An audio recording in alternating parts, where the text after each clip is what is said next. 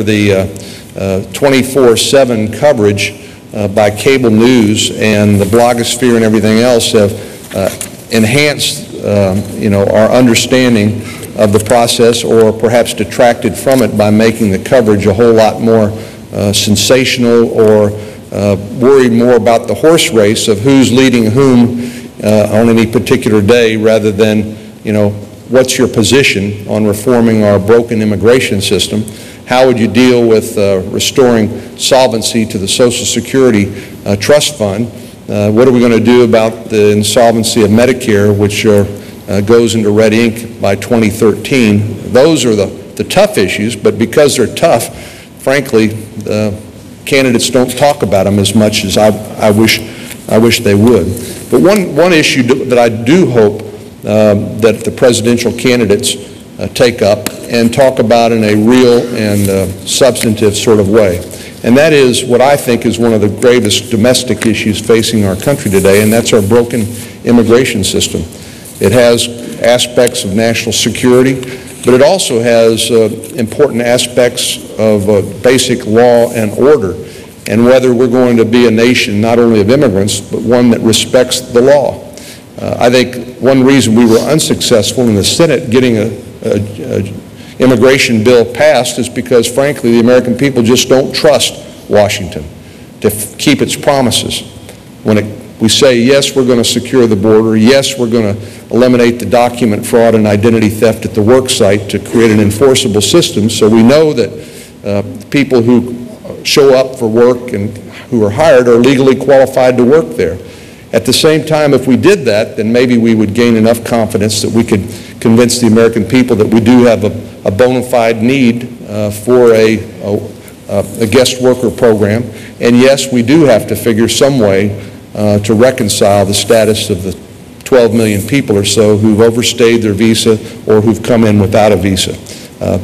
I hope the presidential election will give us an opportunity to do that, because we do need a continued national debate, but more importantly, we need to achieve a national consensus on how to arrive at the best solution to address that very urgent problem.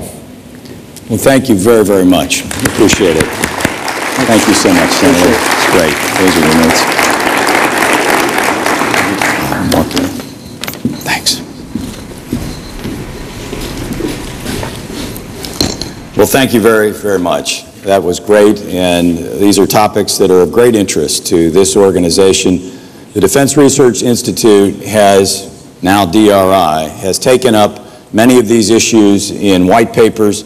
We have written on judicial independence. We have advocated increases in judicial salaries, and so we appreciate the support of all of you on these issues. We are very, very fortunate to have a second distinguished member of our Congress here today.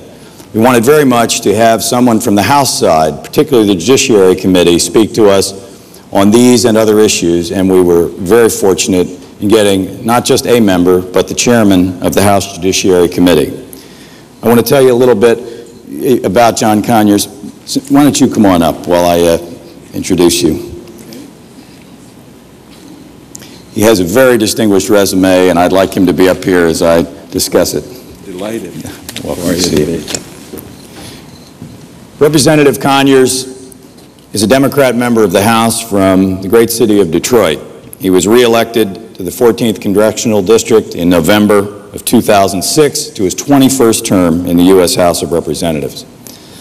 He entered the House in 1964 and is therefore the second most senior member of the House of Representatives. He served as chair of the House Committee on Government Operations, now the Government Reform Committee, and he has served with distinction as the chairman of the House Committee on the Judiciary, which is one of the pivotal House committees these days. They have oversight of the Department of Justice, including the FBI, the federal courts. The Judiciary Committee also oversees civil rights issues, copyright, constitutional issues, consumer protection, and many other issues near and dear to the hearts of this committee. He has the distinction of having served in the Watergate process and in the impeachment process more recently, and is the only House member to have served in those two very pivotal issues in our history. He is one of 13 founding members of the Congressional Black Caucus and is considered the dean of that group at this time. Some of his major accomplishments in the Congress include the Violence Against Women Act of 1994, the Motor Voter Bill of 1993, the Martin Luther King Holiday Act of 1983, the Alcohol Warning Label Act of 1988, the Jazz Preservation Act of 1987, that's probably your best right there, and he was the driving force behind the Help America Vote Act of 2002. And incidentally, our annual meeting next year is in New Orleans, so thank goodness we have that jazz preservation. That's great. You're welcome to come down if you like. Born in 1929 and raised in Detroit, Representative Conyers was educated in the city's public school system. After serving in the National Guard and the United States Army Corps of Engineers in the Korean War, he returned to Michigan, where he earned his Bachelor of Arts and his Juris Doctor from Wayne State University. We are so pleased to have him with us today. Please welcome Congressman Conyers. Thank you so much. Thank you, Congressman. Thanks for the introduction.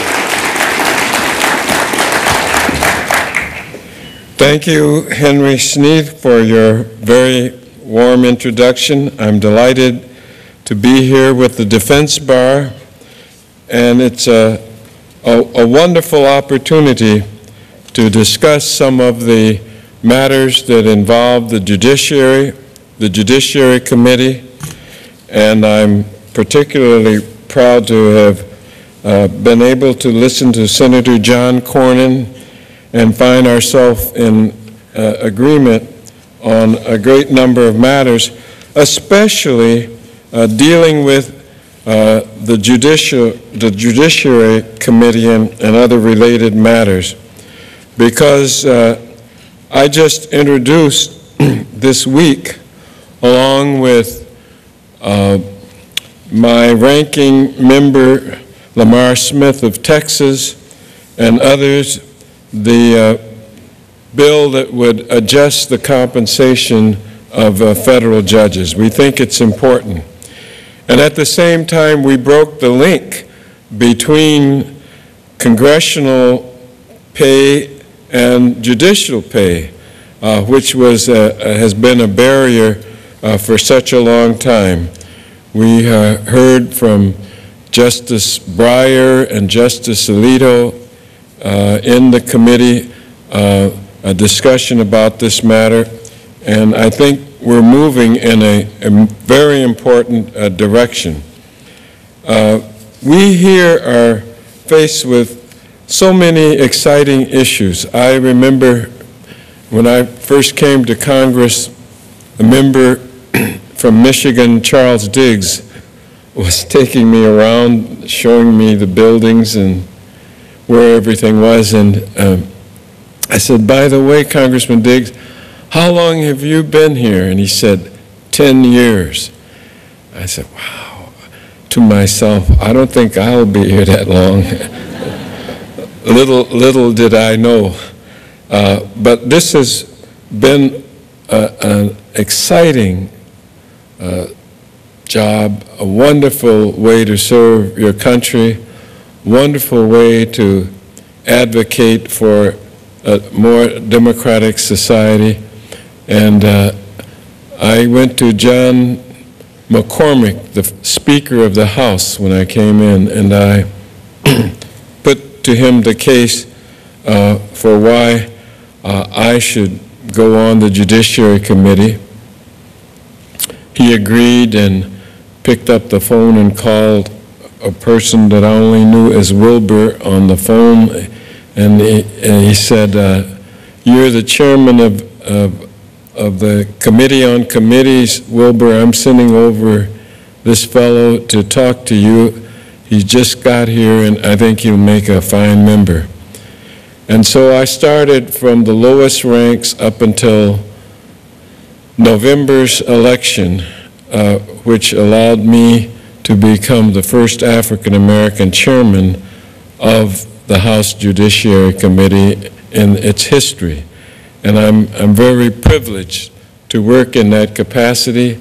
I'm happy to be working harder than I've worked in my entire career